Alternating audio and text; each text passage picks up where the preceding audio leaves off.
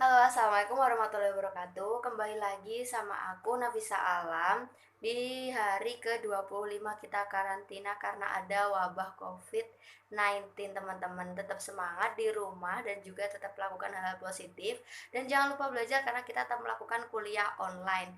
Nah, pada pembahasan kali ini aku mau membahas tentang sedikit ya tentang teknik sampling. Langsung aja yaitu teknik sampling itu pengertiannya yaitu adalah teknik yang digunakan untuk menentukan sampel. Jadi penelitian yang baik itu selalu memperhatikan dan juga mempunyai teknik untuk menentukan sampel. Nah, langkah-langkahnya apa aja untuk menentukan teknik sampling ini, langkah-langkahnya apa aja? Yaitu yang pertama kita harus menentukan populasinya terlebih dahulu. Jadi nggak mungkin kan kita melakukan penelitian kalau nggak tahu sasarannya. Jadi kita harus ada populasinya terlebih dahulu. Kemudian yang kedua mencari data akurat terkait populasi tersebut. Jadi kita harus mencari data yang akurat terkait populasi tersebut. Setelah kita menentukan populasinya siapa, kemudian kita mencari data yang akurat tentang populasi itu tersebut. Kemudian yang ketiga ada memilih sampel yang representatif. Maksudnya yaitu sampel yang kita pilih ini mampu mewakili dari seluruh bagian anggota populasi.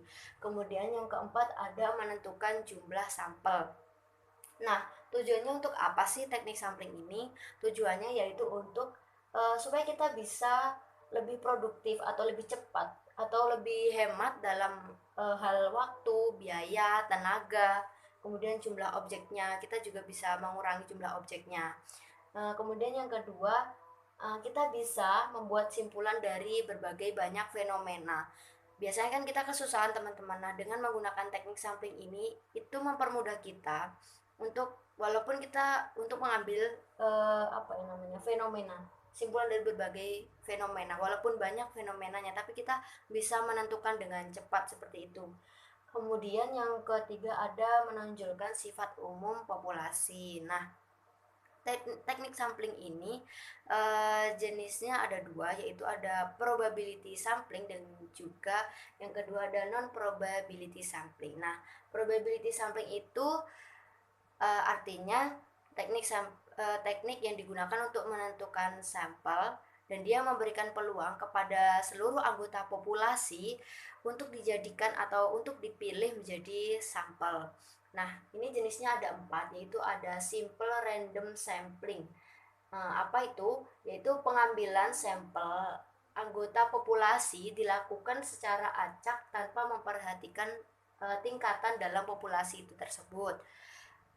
Jadi dilakukan secara acak. Nah, simple random sampling ini biasanya populasinya tidak terlalu luas. Kemudian yang kedua ada proportionate random sampling.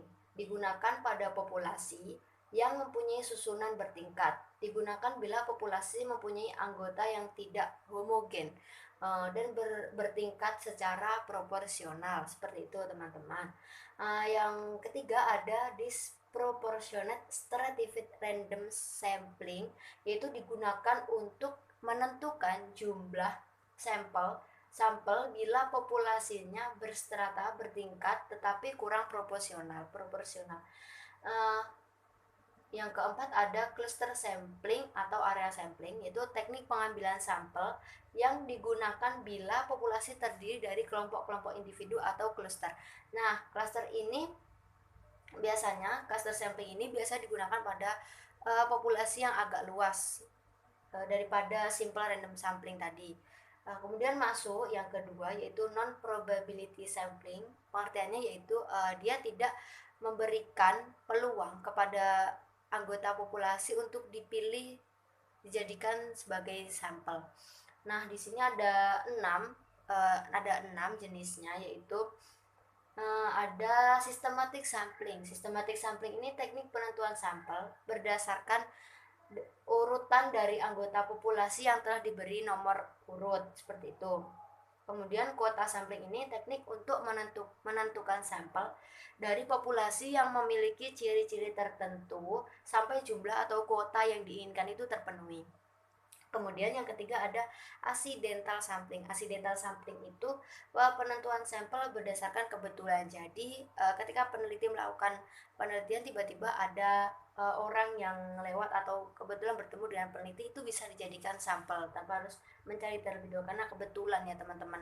Terus yang keempat ada sampling purposive, yaitu teknik pengambilan sampel dengan pertimbangan tertentu. Jadi ada ciri-ciri tertentu yang sudah ditentukan untuk uh, sebagai karakter dari sampel itu tadi. Kemudian ada sampling jenuh, yaitu penentuan sampel bila semua anggota populasi digunakan sebagai sampel. Biasanya jumlah populasi relatif kecil, kurang dari 30 orang.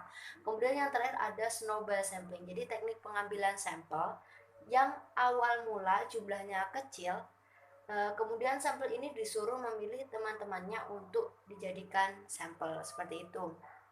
Jadi kesimpulannya, teknik sampling ini digunakan untuk menentukan sampel teman-teman. Tadi langkah-langkahnya saya sudah menjelaskan. Ada kita menentukan populasi terlebih dahulu, terus mencari data yang akurat terkait populasi, menentukan sampel yang representatif atau dapat mewakili populasi, kemudian juga menentukan berapa jumlah sampel yang kita pilih dari populasi itu tersebut. Kemudian dia juga memiliki tujuan seperti kita lebih efisien dalam menggunakan uang, kemudian efisien waktu, efisien juga eh, apa efisien tenaga. Nah, kemudian kita juga bisa mengurangi jumlah objek.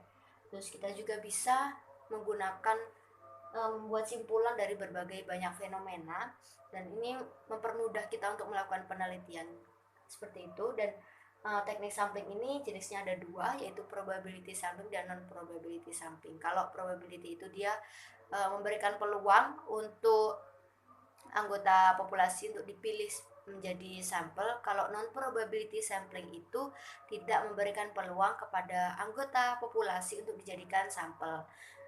Dan probability sampling memiliki 4 jenis, yaitu ada simple random sampling, proportionate random sampling, disproportionate stratified random sampling, dan cluster sampling atau area sampling.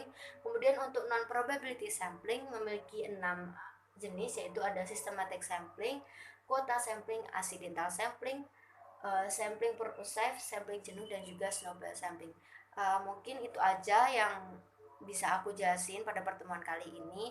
Apabila ada salah kata atau kurangnya penjelasan dari aku minta maaf yang sebesar-besarnya.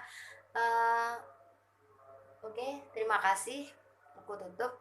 Assalamualaikum warahmatullahi wabarakatuh. Dadah.